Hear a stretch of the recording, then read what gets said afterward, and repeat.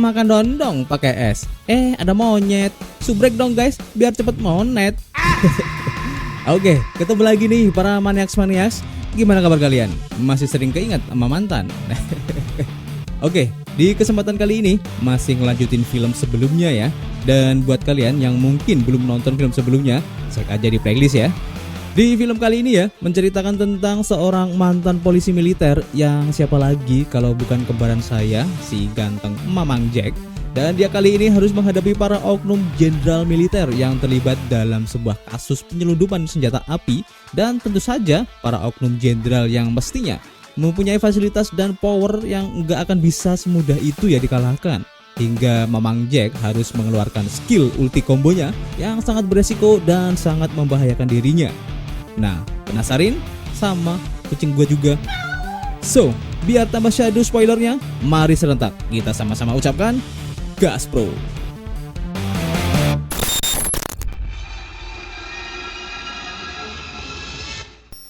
Bersetting di sebuah kafe yang terletak di negara Amerika, diperlihatkan seorang mantan polisi militer yang gak lain gak bukan adalah Pak D. Jack Reacher ya. Nah, diceritakan setelah berhasil memberantas habis para penjahat di film sebelumnya, dia juga telah berhasil ya menggagalkan praktek human trafficking alias jualan manusia yang dilakukan oleh 4 orang pria nggak dikenal. Bukannya mendapat apresiasi atau tepuk tangan, ya minimal dapat rokok buat nyebat sebatang 2 batang lah ya. Malah si Jack ini dihampiri oleh 2 oknum polisi yang seketika akan menangkapnya atas tuduhan kekerasan pada warga setempat. Dan ternyata kedua oknum polisi tersebut merupakan backingan dari para penjahat yang telah Jack tangkap dulu. Walaupun pada akhirnya datanglah polisi militer yang seketika langsung menangkap kedua oknum polisi itu. Who the hell are you? The guy you didn't count on. Atas keberhasilannya dalam mengungkap 2 kasus besar, Jack kemudian diundang dinner oleh seorang polisi militer wanita bernama Mayor Susan. Dalam telepon itu, Susan menjelaskan bahwa dia sangat terkesima dengan Jack yang juga dulunya ternyata adalah seorang mayor. Hingga beberapa hari kemudian, Jack pun mendatangi markas polisi militer bermaksud untuk menemui Susan yang telah mengundangnya. Tapi sesampainya di sana, si Jack malah disambut oleh seorang pria berpangkat kolonel yang diketahui bernama Morgan. Dari sini kita bisa tahu ya guys bahwa Susan ternyata telah dijadiin tersangka atas tuduhan kasus spionase. Singkat cerita, Mamang Jack menemui teman lamanya yang bernama Kolonel Moore untuk menanyakan kasus yang kini lagi dihadapi Susan. Meskipun ternyata Mamang Jack malah dibuat terkejut karena ada seorang wanita yang lagi menggugatnya. Dalam gugatan itu, Jack dituduh telah menelantarkan keluarganya, bahkan gak membiayai anak kandungnya. Kan si Jack masih jomblo. They usually are. Mother's got 2 priors, prostitution, possession. The kid's been in and out of foster care her whole life. Sementara itu di tempat lain, terlihat 2 orang pria misterius yang secara diam-diam mengikuti si Jack kemanapun dia nongkrong. Hingga saat di sebuah restoran, tiba-tiba mereka kehilangan si Jack yang seketika menghilang dari pantauan. Dan kemudian saat mereka mulai kebingungan, lalu menoleh ke arah kiri dan tiba-tiba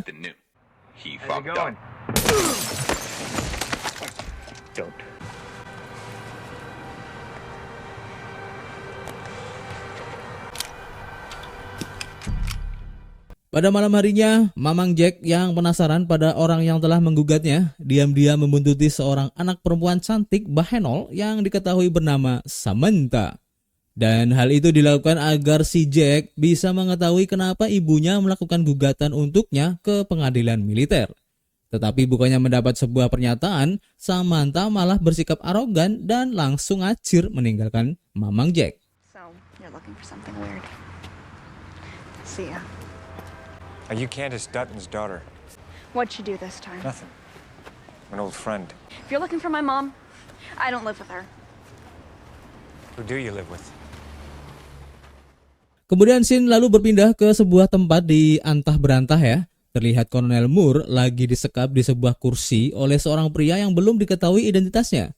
Di sana pria tersebut menanyakan tentang hubungannya dengan Jack yang telah ikut campur ya terhadap kasus yang menimpa Susan. Dan karena nggak mendapat informasi yang dibutuhkan, si pria misterius itu pun langsung menghajar Kolonel Moore hingga meninggoy. Esok paginya, Jack yang menginap di sebuah motel ujuk-ujuk dijemput oleh seorang polisi militer berkulit sauburik bernama Letnan Espin. Mamang Jack langsung dibawa ke markas polisi militer untuk dimintai keterangan tentang kematian Kolonel Moore. Mengetahui bahwa ada bekas luka di tangan Jack, Kolonel Morgan langsung memerintahkan anak buahnya agar Jack ditangkap dan menjebloskan Jack ke penjara. Welcome back to the Army, Major. You're under arrest.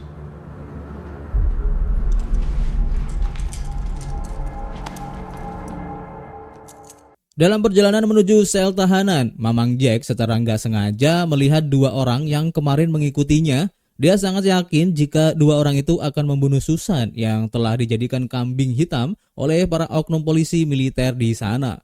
Sadar akan hal tersebut, Mamang Jack segera mengulti bebenguk Espin hingga dia pun seketika knock out alias pingsan.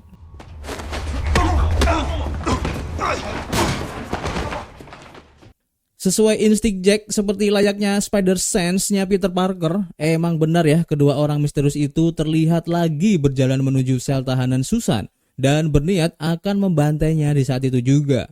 Beruntung Mamang Jack segera datang untuk menyelamatkan Susan hingga aksi war ulti pun nggak bisa terelakkan.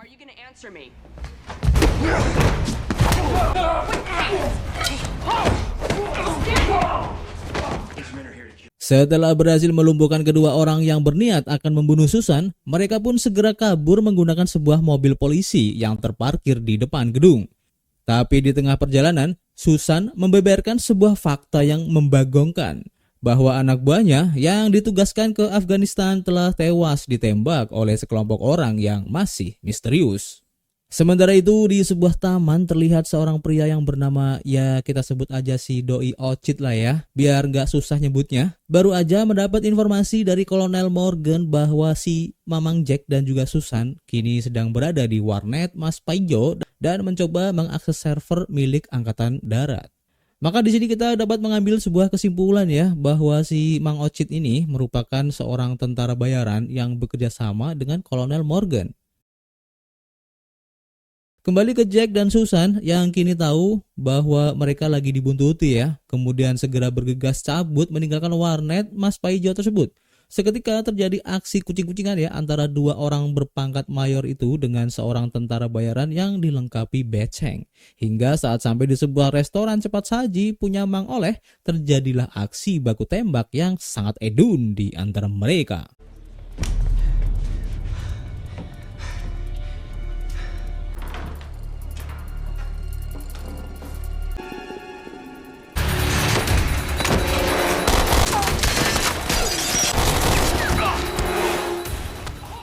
Secara nggak sengaja, ternyata si Ocit ini memiliki skill bela diri di atas rata-rata guys, hingga membuat Mamang Jack dan Susan sedikit kerepotan.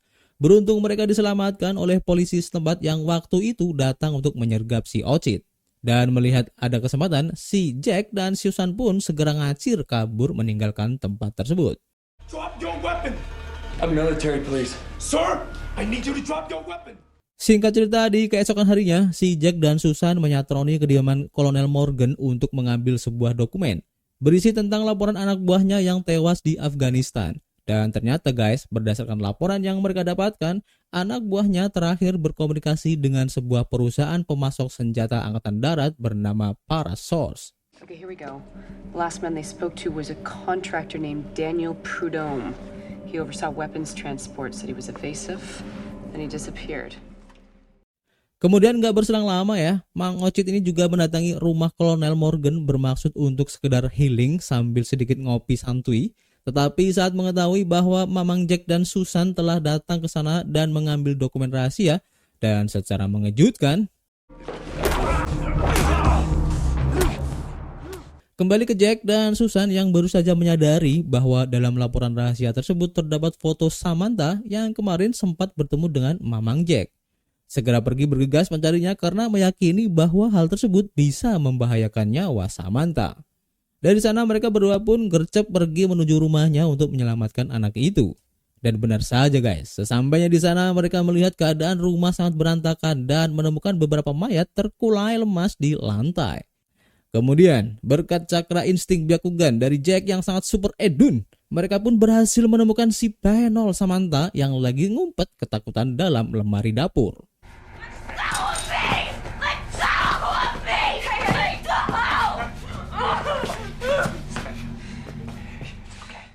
Merasa keadaan semakin mencekam, Jack dan Susan berniat menitipkan Samantha ke sebuah sekolah yang terletak di pinggir kota.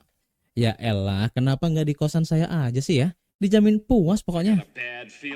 Tetapi sesampainya di sana, Mamang Jack mendapati Samantha lagi anteng scrolling tok-tok sambil mengirimkan pesan kepada teman-temannya. Tentu saja Mamang Jack yang mengetahui hal tersebut segera mengajak mereka pergi karena si Ochit bisa dengan mudah melacak handphone tersebut. Come on, let's go. Get in.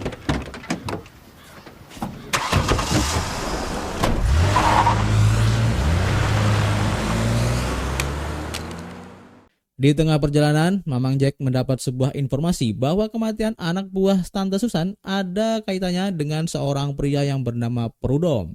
Diketahui Prudhomme adalah seorang budak korporat alias karyawan perusahaan Parasource yang kini telah pensiun dan menetap tinggal di sebuah kota bernama New Orleans.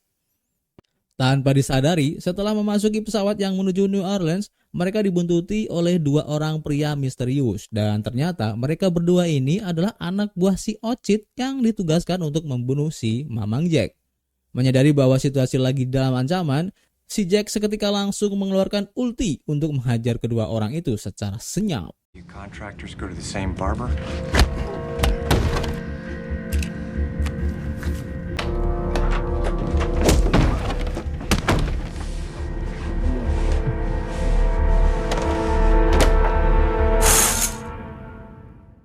Beberapa waktu kemudian pesawat pun mendarat dan kini mereka telah sampai di tempat tujuan yaitu kota New Orleans. Dan tetapi ternyata si Ochit udah nyampe duluan guys. Loh kok bisa duluan? Wah kayaknya pasti minta bantuan sama Goku nih pakai teleport.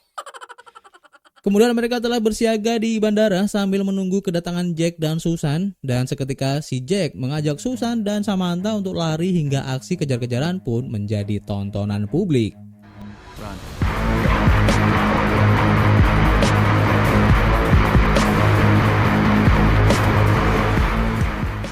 Karena kontrak mereka bertiga di film ini masih panjang, Jack, Susan, juga Samantha berhasil lolos dan kini mereka telah sampai di sebuah hotel untuk sekedar istirahat dan melemaskan otot. Di sana kemudian didapatkan sebuah fakta yang sangat membagongkan bahwa semua gugatan yang ditujukan kepada Jack adalah ulah si montok Samantha. Tujuannya adalah karena merasa prihatin ya Samantha ini kepada sang ibu yang ditinggalkan oleh suaminya. Tanpa menghiraukan semua masalah yang telah terjadi, Mamang Jack kemudian cabut keluar hotel untuk menemui seorang wanita yang diduga adalah istri dari Prudhomme. Dia pun langsung menanyakan beberapa hal terkait sang suami yang merupakan mantan salah satu budak korporat dari perusahaan Parasource itu. Hingga akhirnya Jack mendapat sebuah petunjuk bahwa kini si Prudhomme menjadi seorang pecandu narkoboy dan hidup terlunta-lunta di jalanan. Setelah merasa cukup, Mamang Jack berniat kembali ke hotel bermaksud mandi dan melemaskan otot-otot badannya yang sangat tegang karena ya beberapa hari yang nggak mandi pastinya. Tapi di saat perjalanan, tiba-tiba dia dikompas oleh 5 orang anak buah si Ochit yang telah menunggunya sejak dari tadi. Akhirnya terjadilah aksi baku hantam yang super duper epic antara Om Jack melawan anak buah si Ochit, Mamam.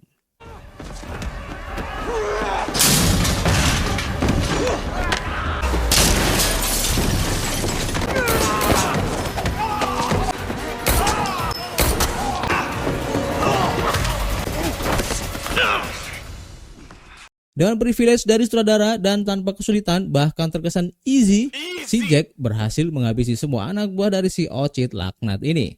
Tetapi ancaman belum selesai karena tiba-tiba datanglah si Ochit sambil melepaskan beberapa tembakan ke arah Mamang Jack.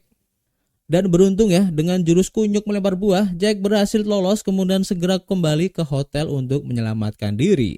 Sebuah kejadian yang sangat-sangat wow di luar nalar dan epic tentunya terjadi karena saat selesai makan malam, Jack tiba-tiba dihampiri oleh Susan yang memberi kode-kode penuh makna bahwa dia udah nggak kuat menahan gejolak dalam celana. Tetapi Om Jack yang kita kenal mempunyai karakter dingin bagaikan es campur seketika menolaknya. Hingga mereka pun sedikit bertengkar. Wah, Susan kayaknya nggak terima nih guys ditolak kayak gitu ya. Bisa kali. It's every male officer who thinks that he's Hey, smarter, you've been tougher, relieved and more of capable than I command, am. I and the am last the I commanding heard, you officer are here. a fugitive from military Yes, justice. so are you. So we're both criminals. Singkat cerita, pagi pun tiba, Jack dan Susan mencoba mencari informasi bermodalkan sebuah foto yang didapatkan dari istri Prudhomme. Saat menanyakan kepada beberapa tunawisma, akhirnya mereka pun mendapat sebuah informasi bahwa si Prudhomme kini berada di sebuah distrik tempat para pecandu narkoba yang berkumpul buat ngeplay. Buset. Emang benar di sana mereka berhasil menemukan Prudhomme dan seketika langsung menginterogasinya guys. Di mana di sana diketahui sebuah fakta bahwa pada saat perusahaan Parasource yang dipimpin Prudhomme akan mengirim senjata kepada tentara Amerika yang bertugas di Afghanistan, ternyata si kutu kupret Ocit yang merupakan seorang oknum anggota militer berusaha menyuap Prudhomme karena berniat menjual persenjataan tersebut kepada para teroris. Tetapi karena Prudhomme menolak, akhirnya Ocit menyerang gerombolan penyelundup senjata itu dan kemudian membantai anak buah Susan yang saat itu sedang bertugas. Setelah melakukan interogasi, akhirnya Prudhomme bersedia menjadi saksi di persidangan untuk menyelamatkan Susan, yang kini dijadikan tersangka atas tewasnya para anak buahnya. Susan pun meminta bantuan pada Espin agar menjemput Prudhomme di sebuah dermaga yang bernama Nicholas. Di lain tempat terlihat si Opik sedang ngopi bersama seorang pria yang diketahui bernama Jenderal Harkness, dan ternyata Jenderal Harkness ini merupakan seorang oknum jenderal yang selama ini berada di balik perusahaan Parasource. Untung aja di negara plus 26 Konoha nggak ada ya berat kayak gini, backing-backingan.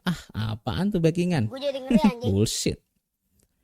Di sana mereka terlihat lagi menyadap saluran telepon antara Susan dan Espin dan mengetahui bahwa Espin akan segera menjemput sang saksi. Jenderal Harkness langsung seketika gercep ngirim tentara bayarannya untuk menyerang dermaga. Letnan Espin yang kini telah sampai di kawasan dermaga segera menjemput dan membawa Prudhomme demi bisa akan menjadi saksi di persidangan. Di sana Jack dan Susan sengaja main petak umpet karena khawatir jika ketahuan Espin akan menangkap mereka. Tetapi ternyata saat Espin dan Prudhomme akan meninggalkan dermaga tersebut, Espin diserang oleh tentara bayaran yang dikirim oleh Jenderal Harkness hingga Espin terkena tembakan di bagian kaki. Tapi beruntung dia pun ditolong oleh Mamang Jack yang seketika langsung datang dan melakukan perlawanan yang epic.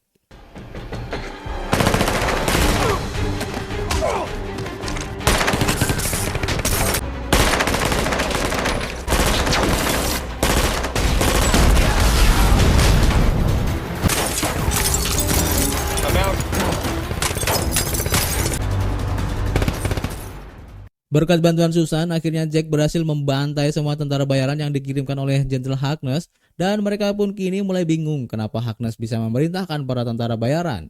Padahal para tentara itu biasanya hanya mau ya membantu gembong narkoba yang ngasih duit biar bisa hidup tanpa ngirit. Parasource ordered their murders. They also just tried to kill you. They've been providing insurgents with weapons. Well, you're gonna need more proof than the word of a dead junkie. And you're gonna help us get it. Kemudian untuk mencari informasi berikutnya, mereka bertiga pun segera menuju sebuah bandara yang disinyalir menjadi base camp perusahaan Parasource. Sejenak scene beralih ke Samantha yang tengah kelaparan karena Jack dan Susan gak meninggalkan snack buat cemilan, dan Samantha nekat menggunakan kartu kredit untuk memesan GoFood di sebuah restoran cepat saji. Tetapi tanpa dia sadari, ternyata yang dilakukannya bisa membahayakan karena si kampret Ocit tentu saja bisa dengan mudah melacak posisinya. Jack, Susan, dan Espin yang kini telah sampai di bandara segera menghentikan proses pengiriman senjata yang akan disebar ke pangkalan militer Amerika di seluruh dunia. Mereka mencurigai isi dari peti senjata tersebut adalah narkoboy karena adanya tentara bayaran tadi. Akan tetapi saat Susan akan membuktikan dengan membuka peti, seketika dirinya dibuat terhenyak karena melihat peti-peti tersebut berisikan rocket launcher berjenis AT-4. Dan itu sangat sesuai dengan isi surat jalan yang diterbitkan oleh pemerintah pusat. Merasa ada kejanggalan, Mamang Jack kemudian ikut mengecek langsung semua senjata yang akan mereka kirim. Dan benar saja guys, karena saat Jack membongkar isi dari rocket launcher tersebut, terkuak fakta ternyata senjata itu berisi opium murni yang diketahui adalah bahan baku narkoboy. Pure opium.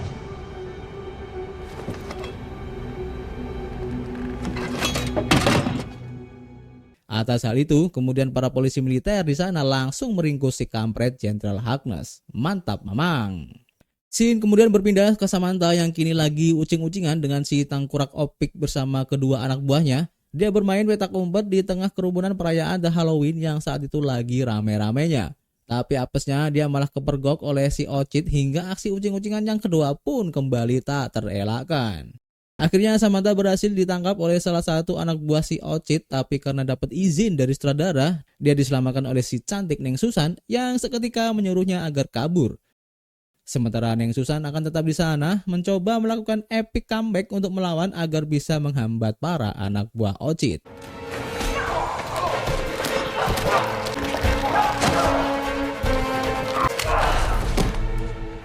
Dengan ilmu meringankan tubuh ya, kejar-kejaran pun berlanjut di atap gedung dan akhirnya Jack yang mengetahui bahwa Susan lagi terpojok berhasil meng-knock out anak buah si Ocit yang tinggal tersisa satu. Walaupun atasannya sementara berhasil ditangkap oleh si Ocit yang seketika berniat akan membunuhnya, dari sana terjadi tawar-menawar antara Mamang Jack dengan si Ocit bahwa dia bersedia untuk menggantikan nyawa Samantha.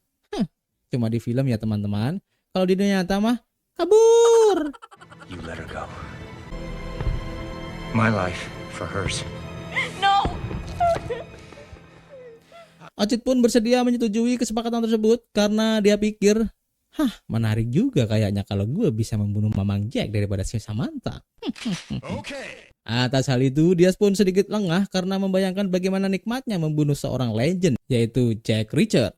Seketika Jack yang melihat ada kesempatan karena si Ocit ini lagi melamun segera melakukan perlawanan hingga aksi war yang sangat epik pun gak bisa terelakkan.